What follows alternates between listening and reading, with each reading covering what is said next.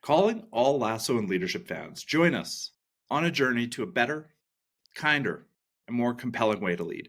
We're going to take you on a journey through the hit television series Ted Lasso and explore what leadership lessons exist. And believe us, there are tons. Spoiler alert, we will assume that each of you has watched the episode that we're tackling. And if you haven't, then maybe it's worth going back to or checking out our TikTok channel because it picks up some of the highlights on there. We're aiming for about 15 minutes in the podcast so you can enjoy this while you're driving to work or doing the dishes. Anyways, Or that's enough of an intro. Over to you, Garth. or walking your dog. Thanks for joining us, everybody. So I'm Garth Nichols. I teach at Haverhill College in Toronto, Ontario, governed by Treaty 13. I'm an educational leader. I sit at our leadership team, but I still teach. And in fact, Jason, right after this podcast, I'm going to coach my basketball team. So I love to teach and coach. Still involved. What about you, Jason? You got it. I'm Jason Rogers. I'm head of school here at Rundle. I get to teach a little bit. I do some leadership seminars around here. But simply for the purposes of this podcast, I'm a Ted Lasso enthusiast. I'm so excited to share this love of Ted, which I know so many of you have, and we keep on hearing from folks about that, and sharing my passion for leadership with anybody who's willing to listen. Nice. So we put this podcast together to really nerd out about the series Ted Lasso and leadership. And we're going to have fun pulling out some leadership lessons that may be unnoticed, underappreciated, and ones that we think are just really fun. So basically, we've created a public Ted Lasso fan club, book club, global conversation, or whatever you want to call it. So Garth, over the course of this podcast, I've stuck with my guy, Roy Kent as my favorite character. And you've been dabbling a little bit, exploring other characters. Who are you on to this week? Where are you at? Shout out to Taylor Armstrong. He gave us some feedback, and he's like, I can't believe you're not a Trent Crimm fan from The Independent. Right. So I'm just realizing, and for this episode, he won me over. He is the de facto narrator of this whole series. He's the one who is reluctantly explaining to all of us that this sort of bumbling, seemingly naive, seemingly ignorant man is who the team, who the community actually needs, whether they want him or not. And the end of the episode is beautiful. It's him, it's Trent narrating his article. And that is an example of his discernment, his insight into the impact that Ted will eventually have. But you're still a Roy Kent guy, eh? All the way. I don't know if it'll be interesting over the course of these episodes whether I pull off of him, but I truly love Roy. And in this instance, we start to see him develop his own leadership. And I think it's important for us to see ourselves and other characters, leaders to, counterpoint as to how we're behaving in the world. And sometimes I see myself in Roy, frankly. And I think, a prime example of Roy developing his leadership is when he complains to Ted about Jamie's bullying of Nate. Ted, on the other hand, is, the wise steward of leadership, turns back to him and encourages him to step up and lead.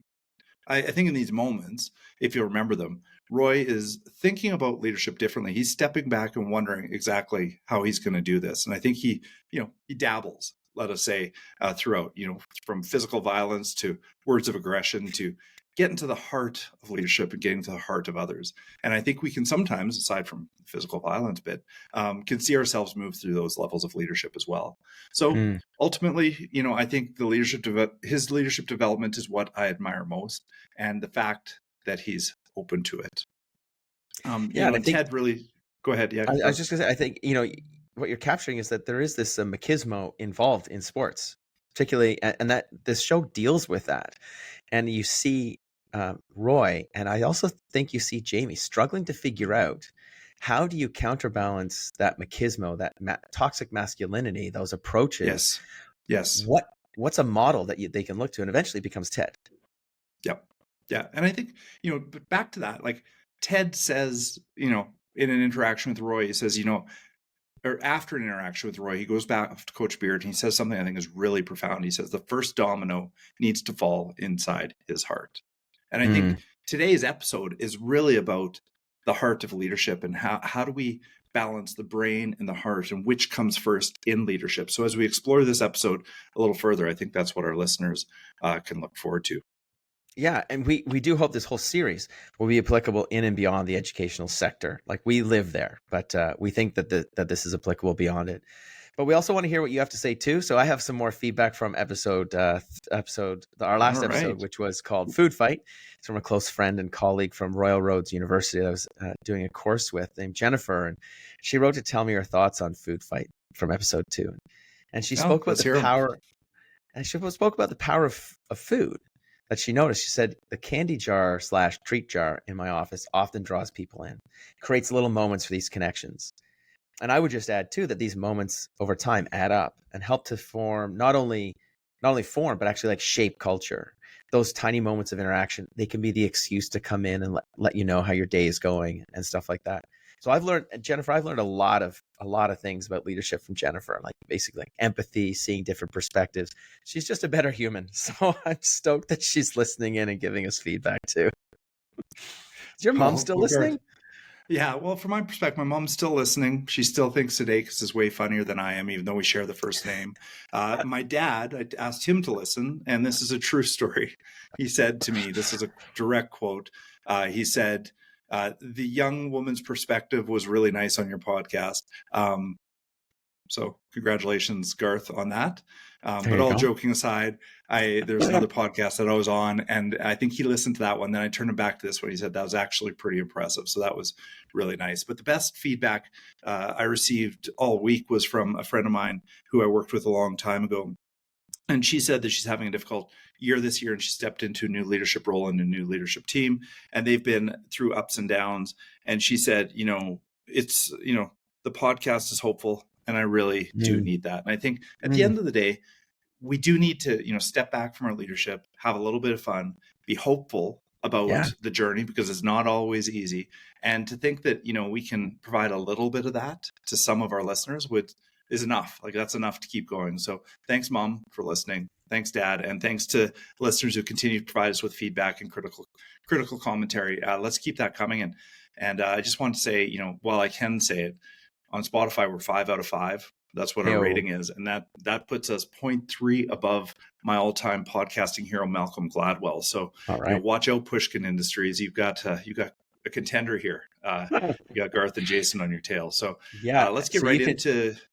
Go I was ahead. just Yeah. saying you can find us on Spotify. You can find us on Apple Podcasts. You can find us on Instagram. You can find us on TikTok too. So keep that in mind.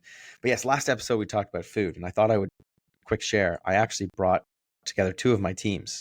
We ordered in some food and we did some actual culture work, which was so much fun. And we're already reaping the benefits from it. What'd you order? Chipotle's. We don't do It's we don't perfect. do ad reads on this podcast, and we're not sponsored. But I mean, how great would Yet. that be? Yeah. What about you, Jason? Anything for food coming up for you? You know, absolutely. I think since recording the last episode, I've been thinking about how we connect over food, and I found myself in the lunchrooms a little bit more often, sitting, connecting with staff. And I think it's that, I'd say like a shoulders down moment when you're just breaking bread with people who are around you, and you hear things and learn things that you wouldn't otherwise hear and learn just in everyday meetings. So my leadership journey has really, taken me back to the staff rooms of our schools and just spending casual time in them and sharing food during those times. But maybe that's enough about food. Maybe we should move on. Let's get into episode three, Garth. Yeah, What came up for you this in was this episode? this is a big one. I think this Yeah, is one of the huge. watershed moments here. It's an episode where we get introduced to what will eventually become the lasso way. And I Yeah. think there's 2 moments that really work well together. So at the 18-minute mark, Ted is in his office talking to Trent Grimm from The Independent, who is Hmm. following him around for the day to write a news article. He described Ted in a sort of moment of I don't know, frustration. He describes Trent as a Roomba, one of them robot vacuums. Says, well, what's the connection? Because you're wandering around here looking for garbage. And Trent says, I do have a question, because after your resounding loss to Crystal Palace, you held a party in the athletes' locker room. Do you think it's Right. appropriate? And Ted responds, he says, I've never concerned myself too much with wins and losses. And I think that is huge, absolutely huge. And then invites Trent Crimm to join him to meet with school kids. And Trent, says, oh, isn't that convenient? Isn't that a Yeah. coincidence? Yeah. Yeah. And he's got a great comment about coincidence. But I think for me, that's one of them. Did that grab you as well? Oh, I mean, it's right back to Drucker. Drucker always says culture comes first, and I know Ted Yeah. believes that. Results will follow, right? So culture comes first, and that's what Ted's saying in that moment. And I absolutely love the moments at the school. I think, in our leadership, sometimes symbolically, we have to think about where we'll be seen and how we'll be seen. Because I think it sets direction for the entire community. And in these moments, it's clear, crystal clear, that Ted wants to be seen as a good-hearted community builder and a good sport overall. And you see that throughout that scene, and you really believe that's where his heart is. And so, anyways, and speaking of being seen, another place, Garth, was in the restaurant. I think Yeah. you see him being seen in the restaurant by who was previously a cab driver of his, who's now waiting at the family restaurant. What was your read on that scene? Yeah, so this show does a great job of callbacks. So the owner of the restaurant was the same person who picked him up at the airport. Just Yeah. a great moment there. He remembers his name, all those little moments, right? I think that's huge. So at the 26 mark in the episode, he and Trent are in this Indian restaurant. And then Trent goes back to that first question, all the losses, hosting the party. And Trent Mm-hmm. says, "What you are doing is irresponsible. This club actually means something to this town." And they're referencing, a previous episode and stuff like that. And he responds to Ted, or Ted responds to him by saying, "What do you love?" Mm-hmm. Success Mm-hmm. is not about the wins and losses. Mm-hmm. It's about helping these young fellas be the best version of themselves on and off the field. And it ain't always easy, but neither is growing up without someone believing in you. And that references last episode. We talked about the infinite game. I mean, Trent, Mm-hmm. the whole fans, supporters, they're just looking for wins. And Yeah. he is playing chess. Everyone else is playing checkers, right? That Yeah. idea that he sees the long game. He sees that the way to get to the actual winning is different than what's on the scoreboard. And I just love that. Yeah. So, And I think I mean, there's a how do we moment there measure? with there's a moment with Trent though when he says, "What do you love?" And he brings it right back to Trent. And Yeah. Trent's thinking about, I think he says, "I love writing," or "I love journalism." I can't remember the exact quote. But all of a sudden, we're right back to the heart in that moment. Yeah. Yeah. And it pulls in so many of these leadership lessons. I think the biggest one is connecting. And again, the biggest thing that he does whenever he's under fire, whenever Ted Lasso's under fire, he goes back to the why. This is why I'm Mm-hmm. doing it. And he never wavers from it, which I think sometimes he does, later on in the show, but Mm-hmm. we'll get to that Yeah. like later on in the series. But, in life, we are players of this, usually players like this finite game where where we're just trying to get the wins in sports or performing arts, maybe even our current career. What's our next step? But we're also Mm-hmm. involved in many infinite games like parenting as our life's work, Mm-hmm. our passion Mm-hmm. projects, volunteering, friendships. And Jason, even this podcast, like you and I love talking about leadership. And this Yeah. becomes something that hopefully people are taking up and that spreads a little bit more. People start talking about more of these issues and start building it into their practice. But I've been Well, going on about these two scenes. So what jumped out for you from episode 3? Well, speaking of books, and by the way, Cynic and Infinite Game are must reads across the board, as well as Leaders Eat Last. Absolutely Mm, fantastic book on leadership. But as you may know, I'm a bit of an avid reader, and one thing that I connected to in this episode is that Ted gives each player a unique book. Now, he's stealing a page from Chicago Bulls coach Phil Jackson. He's absolutely yeah, famous for doing this. And again, similar to the totems we spoke about in episode 1, even if these books are not read or fully understood, they're personal gestures that create a metaphorical connection between the leader, the individual, and the vision that the group is attempting to achieve. I can't say enough about this approach. I absolutely love it. that And moment finally, when that yeah, moment when Roy's in bed reading.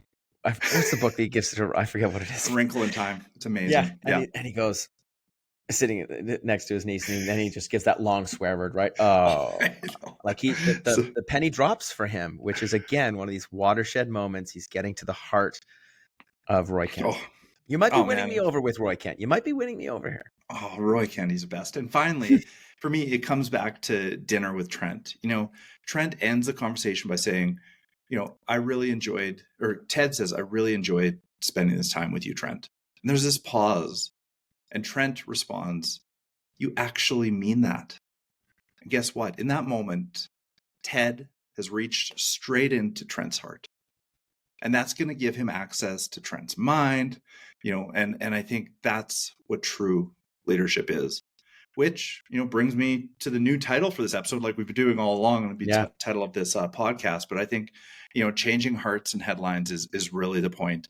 And if we can get to the heart of leadership, I think, we will change the headline, we'll change the narrative, we'll change a culture, we'll have these wins that allow us to, achieve whatever visionary goals we hope to get to. But unless you start with the heart, you don't have a hope.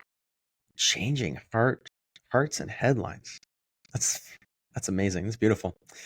We'd also leave people with a leadership challenge. So this leadership challenge for this week, think about someone who is close to you. Think about an important vision that you want to share.